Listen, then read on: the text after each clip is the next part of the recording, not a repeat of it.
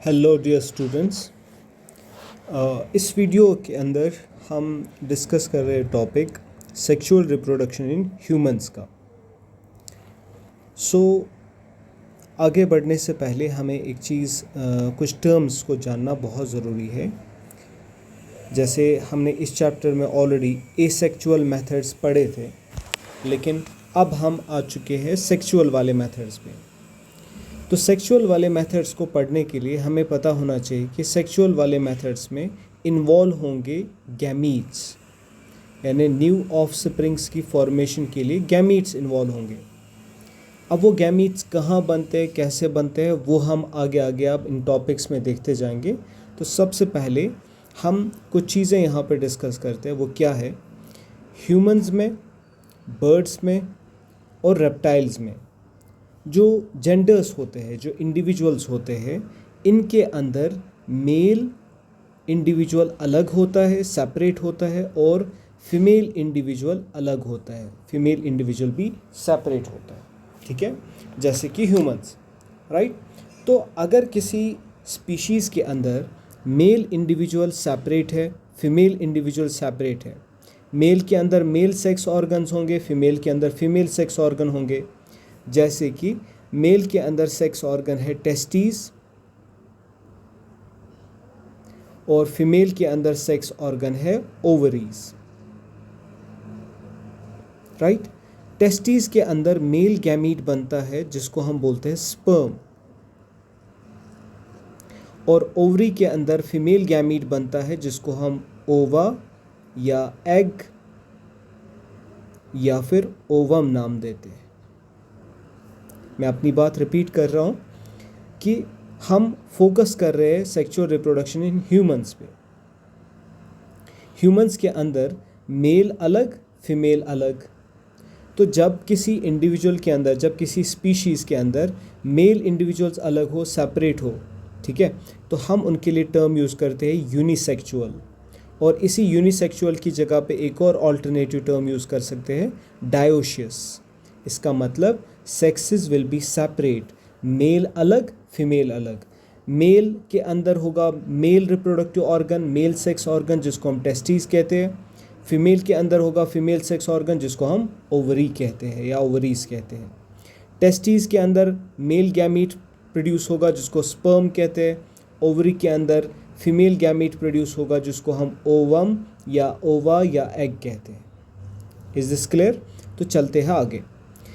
कुछ इन्वर्टिब्रेट्स है जैसे कि अर्थवर्म है, लीच है, जिसको मेडिसिनल पर्पस के लिए आप देखोगे हकीम लोग इस्तेमाल करते हैं ना, वो गंदा सा खून कहीं जमा हो गया होगा उसको निकालने के लिए। अर्थवर्म्स को आप पता ही होगा। स्टारफिश भी आपने नाम सुना ही होगा। और हाइड्रा जो हम ऑलरेडी पढ़ चुके हैं एसेक्सुअल रिप्रोडक्शन में। ये इंडिविजुअल्स अर्थवर्म, लीच, स्टारफिश। अब आप कंफ्यूज थोड़ा हो जाओगे, सर यहाँ ये हाइड्रा कैसे आया? हाइड्रा तो हमने एसेक्सुअल रिप्रोडक्शन में पढ़ा ना कि उसमें रिप्रोडक्शन होती है बाय बडिंग। देखिए बेटा, हाइड्रा एक ऐसा ऑर्गेनिज्म है जिसमें दोनों तरह की रिप्रोडक्शन पाई जाती है। एसेक्सुअल रिप्रोडक्शन होती है उसमें बडिंग के दौरान, और सेक्सुअल रिप्रोडक्शन भी उसमें होती है। लेकिन हाइड्रा के केस में क्या है? हाइड्रा एक बाइसेक्सुअल ऑर्गेनिज्म है, यानी कि इसके अंदर आपको टेस्टीज भी मिलेंगी और इसके अंदर आपको ओवरी भी मिलेगी। You got my point? तो जब किसी एक ही इंडिविजुअल के अंदर दोनों सेक्स ऑर्गन्स हो, हम उस इंडिविजुअल के लिए वर्ड यूज़ करते हैं बाइसेक्सुअल और हर्माफ्रोडाइट, या फिर वर्ड यूज़ करते हैं मोनोशियस। ये टर्म्स को बड़े अच्छे से याद रखना है। अगर बायोलॉजी स्ट्रॉन्ग बनानी है तो इन टर्म्स को बड़े अच्छे से समझना है, ठीक है ना। वहाँ डायोशियस कहा, यहाँ मोनोशियस है।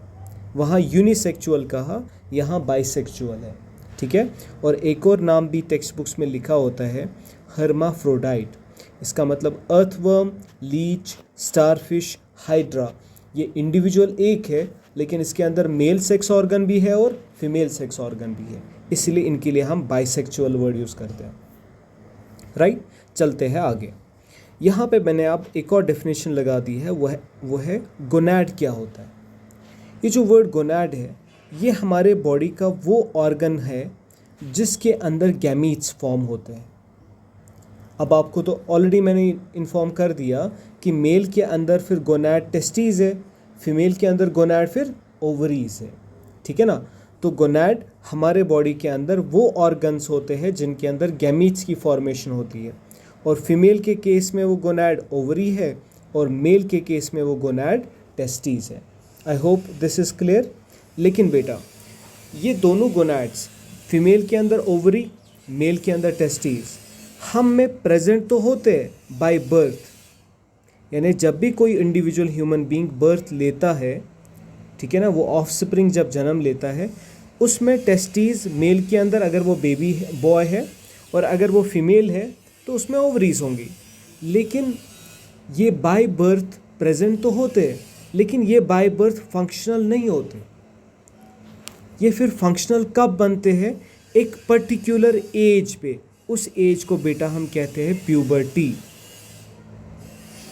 इसका मतलब हमारे मेल्स के अंदर जो मेल रिप्रोडक्टिव ऑर्गन है टेस्टीज, और फीमेल के अंदर female reproductive organ sex organ है ओवरी, तो इस टेस्टीज और ओवरीज का प्रेजेंस तो बाय बर्थ होता है, लेकिन बाय बर्थ ये फंक्शनल नहीं होता।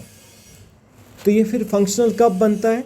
एक पर्टिकुलर एज पे, उस एज को बेटा हम कहते हैं प्यूबर्टी, ठीक है ना। तो अगर मैं आपको सिंपल वर्ड्स में प्यूबर्टी की डेफिनेशन बोलूँ तो आप ये लिखोगे, puberty is that age at which your reproductive organs become functional. And when I say your reproductive organs become functional, what do I mean to say? I mean to say that testes will start producing sperms, इनके अंदर sperms का formation होना शुरू हो जाएगा, और ovaries के अंदर egg का formation शुरू हो जाएगा। ये है functional का मतलब। इतना ही नहीं, बल्कि testes से एक और हार्मोन निकलता है जिसको हम कहते हैं टेस्टोस्टेरोन। आपने नाम इसका सुना होगा। मेल्स के अंदर भी निकलता है और फीमेल में बहुत कम निकलता है टेस्टोस्टेरोन, लेकिन ये मत समझना निकलता नहीं है, निकलता है फीमेल्स के अंदर भी, लेकिन बहुत कम। तो ओवरीज के अंदर ओवरी भी एग रिलीज़ करती है जो कि एक फीमेल गैमीट है। इसके अलावा ओवरी भी एक हार्मोन रिलीज़ करती है, दो हार्मोन्स, एक्चुअली बहुत सारे, बट 10th क्लास में आप दो हार्मोन्स को ख़ास तौर पे याद रखोगे। एक हार्मोन का नाम है ईस्ट्रोजन और दूसरे का नाम है प्रोजेस्टेरॉन। ये क्या क्या फंक्शन परफॉर्म करते हैं आगे आगे लेक्चर्स में आपको क्लियर हो जाएगा, ठीक है ना। तो यहाँ हमने ये बात समझी कि प्यूबर्टी की एज पे, और मेल प्यूबर्टी की एज पे कब पहुँचता है? 13 से 14 साल की उम्र में। इसका मतलब तब तक उसमें टेस्टीज तो था, लेकिन वो फंक्शनल नहीं था। So it will become functional only at the age of 13 to 14। ये एज वेरी करती है, हम एक एवरेज फिगर ले रहे हैं। और females will reach an age of puberty males से थोड़ा 2 साल पहले, राउंड अबाउट। तो अगर 10 या 12 साल की उम्र में ही एक फीमेल प्यूबर्टी की एज पे पहुंचती है। और प्यूबर्टी कौन सी एज है? It is that age, it is that stage at which your reproductive organs become functional. Okay, so puberty की एज के अंदर, प्यूबर्टी की एज पे जब ये मेल पहुंचता है तो इसके टेस्टिस से प्रोड्यूस होना शुरू हो जाता है मेल गैमीट, जिसको हम कहते हैं स्पर्म, और साथ ही साथ एक मेल सेक्स हार्मोन जिसको हम कहते हैं टेस्टोस्टेरोन। ये टेस्टिस से निकलता है। अब इसी तरह ओवरी भी जब फंक्शनल हो जाती है तो वहाँ से भी एक फीमेल गैमीट बनता है जिसको हम ओवा, एग या फिर ओवम कहते हैं, और फीमेल सेक्स हार्मोन्स की फॉर्मेशन होती है जिसको हम ईस्ट्रोजन और प्रोजेस्टेरॉन कहते हैं। तो इस स्लाइड में बेटा आपने ये समझा कि ओवरी रिलीजेस एक तो फीमेल गैमीट कॉल्ड ओवा और ovum, as well as it also releases some female sex hormones called as oestrogen and progesterone. Similarly, testes also produces male gamete called sperms and male sex hormone called testosterone। यहाँ तक बात आई अच्छे से समझ। अब चलते हैं आगे। मैं जो पिक आपको सामने दिखा रहा हूँ, इसमें आप यहाँ पे देख रहे हो, सीधे आप शक्ल देख के ही बता सकते हो दिस इज़ मेल, ठीक है, एंड दिस इज़ फीमेल। तो आपने क्या चीज़ें ऑब्जर्व की जिसकी वजह से आप एक्सटर्नली डिफरेंस कर पाते हो? जिन स्पीशीज़ के अंदर आप मेल जेंडर और फीमेल जेंडर को आसानी से डिफरेंस कर पाओ तो हम कहते हैं कि उन स्पीशीज़ के अंदर सेक्सुअल डायमॉर्फिज्म है। ठीक है बेटा। तो इसका मतलब ह्यूमन बीइंग में भी सेक्सुअल डायमॉर्फिज्म पाया जाता है। मॉर्फ कहते हैं, मॉर्फ का मतलब होता है शेप, ठीक है। डाई का मतलब दो। तो आप देखिए मेल की शेप अलग है, फीमेल की शेप अलग है। तो दूर से देखने पे ही, बाहर से दिखने पे भी हम समझ जाएंगे कि मेल कौन है और फीमेल कौन है। तो जिन इंडिविजुअल्स में भी आप मेल और फीमेल को अलग कर पाओगे, हम कहेंगे उनमें सेक्सुअल डायमॉर्फिज्म, ठीक है बेटा। अच्छा, एक और चीज़, जब मेल या फीमेल इस प्यूबर्टी की एज पे पहुंचता है, उसके अंदर कुछ चेंजेस आती है और वो चेंजेस इजीली विजिबल हो जाती है, जिसकी वजह से हम मेल और फीमेल में डिफरेंस कर पाते हैं। तो उन कैरेक्टर्स की वजह से जिसमें हम मेल और फीमेल को एक्सटर्नली डिफरेंस कर पाए, उनमें से उन्हीं कैरेक्टर्स को बेटा कहते हैं सेकेंडरी सेक्सुअल कैरेक्टर्स। जैसे कि आप यहाँ पे देख रहे हो मेल की फेस पे ये मॉस्टेच है एज वेल एज बियर्ड है, ठीक है ना, लेकिन फीमेल में ये कैरेक्टर्स नहीं है। So on the basis of external characters you are able to make a difference, ठीक है। तो जिन कैरेक्टर्स की डेवलपमेंट प्यूबर्टी की एज पे होती है और जो डिफरेंस क्रिएट करने में हेल्प करते हैं बेटा, उन्हीं कैरेक्टर्स को हम कहते हैं सेकेंडरी सेक्सुअल कैरेक्टर्स। तो चलो थोड़ा सा डिटेल में हम पढ़ते हैं कि मेल के अंदर और फीमेल के अंदर क्या क्या कैरेक्टर्स सेकेंडरी सेक्सुअल कैरेक्टर्स में आते हैं, ठीक है ना। तो सेकेंडरी सेक्सुअल कैरेक्टर की डेफिनेशन ये है, these are those characters that appear in males and females at the age of puberty, okay. और इन चेंजेस का आना किसके कंट्रोल में है? हार्मोन्स के कंट्रोल में। यानी कि ये चेंजेस मेल के अंदर लाएगा टेस्टोस्टेरोन और फीमेल के अंदर इन चेंजेस को लाने में किन दो हार्मोन्स का रोल है? ईस्ट्रोजन, इसकी स्पेलिंग बेटा ओ से भी शुरू की जा सकती है, ई से भी, oestrogen and progesterone. So female के अंदर वो चेंजेस लाने में इन दो हार्मोन्स का रोल है और मेल के अंदर वो चेंजेस लाने में इनका टेस्टोस्टेरोन का हार्मोन का रोल है। और कौन से चेंजेस? वही चेंजेस जिनको हम कहते हैं secondary sexual characters. So let's see, जैसे मैंने यहाँ पे भी लिखा है, फीमेल के अंदर प्यूबर्टी आएगी लगभग 2 साल पहले, किसके कंपैरिजन में? मेल्स के कंपैरिजन में। नाउ लेट अस सी कि मेल के अंदर सेकेंडरी सेक्सुअल कैरेक्टर्स क्या क्या आते हैं बेटा, जो प्यूबर्टी के एज पे डेवलप होते हैं, बाय बर्थ नहीं होते। आज तक कभी आपने देखा किसी बेबी को बाय बर्थ बियर्ड हो, ठीक है ना। तो एक्सेप्शनल केसेस में हो जाता है, कुछ डिसऑर्डर्स ऐसे हैं, लेकिन यूजुअली नॉर्मल केसेस में ये है कि ये जो सेकेंडरी सेक्सुअल कैरेक्टर्स है, they only and only develop at the age of puberty. और आपने वहाँ ऊपर देख लिया कि मेल के अंदर प्यूबर्टी की एज 10 से 12 साल है और फीमेल के अंदर मेल के अंदर 13 से 14 साल के बीच में है और फीमेल्स के अंदर 10 से 12 साल। क्लियर यहाँ तक? नाउ लास्ट कुछ पॉइंट्स। मेल के अंदर कौन से सेकेंडरी सेक्सुअल कैरेक्टर्स आते हैं बेटा? पहली बात, उसके चेहरे पे बालों का आना in the form of beard और मॉस्टेच, ठीक है ना। मूछें भी आ जाती है और दाढ़ी भी आ जाती है, तो आप समझ जाते हो कि ये मेल है। उसके टेस्टिकल्स का साइज़ यानी टेस्टीज़ का साइज़, जो कि एक लूज़ पाउच के अंदर होता है, जिसको हम कहते हैं स्क्रॉटम। इस लूज़ पाउच के अंदर टेस्टीज़ होते हैं, एक टेस्टीज़ यहाँ, एक टेस्टीज़ यहाँ, ठीक है बेटा। इन टेस्टिकल्स का साइज़ इंक्रीज़ हो जाता है, इन टेस्टिकल्स की ग्रोथ हो जाती है और साथ साथ इनमें स्पर्म्स की फॉर्मेशन होना शुरू हो जाती है। और जब ये टेस्टीज टेस्टोस्टेरोन रिलीज़ करेंगे तो मेल के अंदर मस्क्यूलेचर डेवलप होगा, यानी मसल्स की फॉर्मेशन होगी, ठीक है ना, मसल्स की फॉर्मेशन होगी। और नेक के पास एडम्स एप्पल जो होता है वो बाहर की तरफ निकलना शुरू हो जाएगा, ठीक है। Adam's apple will develop and protrude outwards. अगर आप मेल की गर्दन को देखोगे, उसमें आपको सीधे नज़र आ जाएगा उसकी नेक पे ये एडम्स एप्पल थोड़ा बाहर की तरफ निकल रहा होता है बेटा, ठीक है। और ऐसा क्यों होता है? क्योंकि लैरिंग्स भी बड़ा हो रहा है और इस वजह से अगर आप जिस लड़के की उम्र अभी प्यूबर्टी पे नहीं पहुंचा है वो उससे बात करोगे तो आप डिफरेंस नहीं कर पाओगे मेल और फीमेल वॉइस में। लेकिन जब एक लड़का प्यूबर्टी की एज पे पहुंच जाता है तो फिर उसकी आवाज़ थोड़ी भारी हो जाती है, ठीक है। तो आप आसानी से डिफरेंस कर पाओगे कि ये मेल की वॉइस है या फीमेल की वॉइस है, ठीक है। और इस लैरिंग्स में चेंज आ जाना ये भी किस हार्मोन की वजह से है बेटा? टेस्टोस्टेरोन की वजह से. So voice of the male becomes deeper.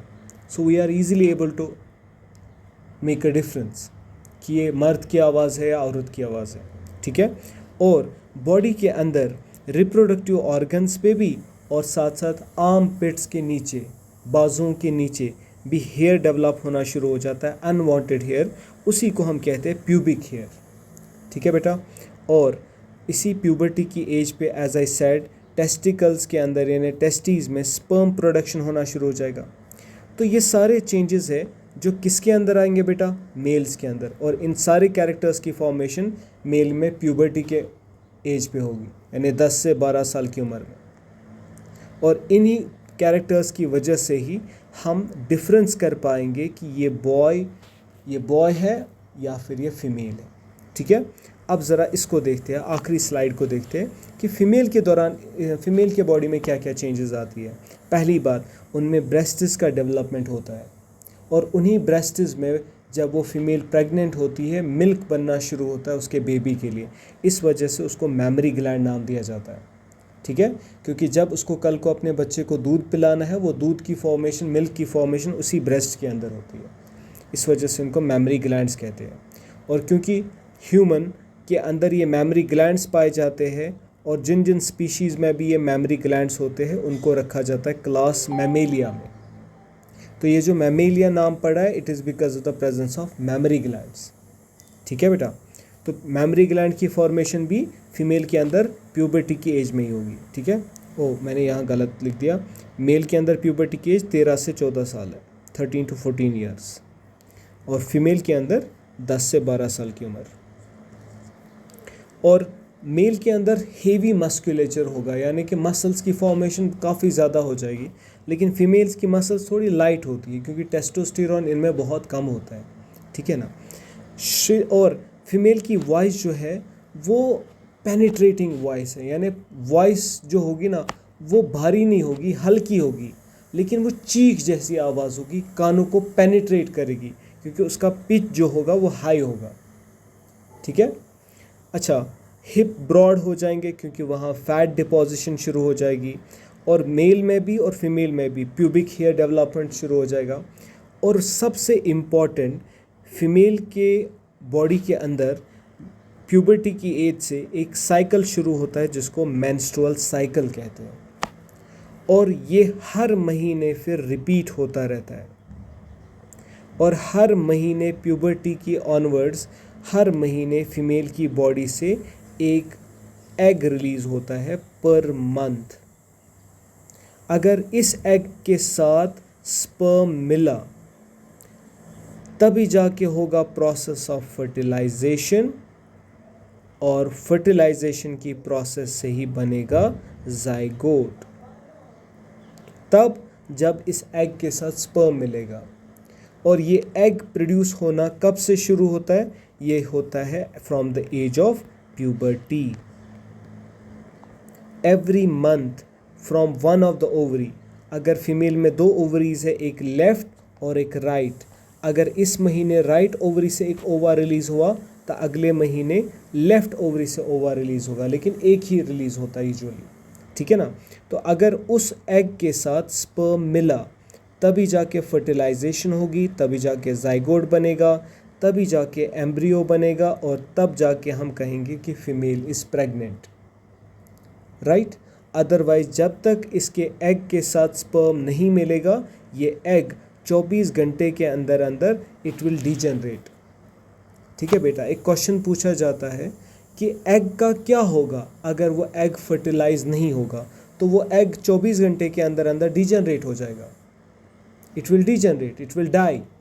But if it will come in contact with sperm, that means अगर उसकी फर्टिलाइजेशन होगी तब जाके बेटा वो क्या बनेगा? जाइगोट बनेगा. जाइगोट डिवाइड करके क्या बनाएगा? एम्ब्रियो बनाएगा.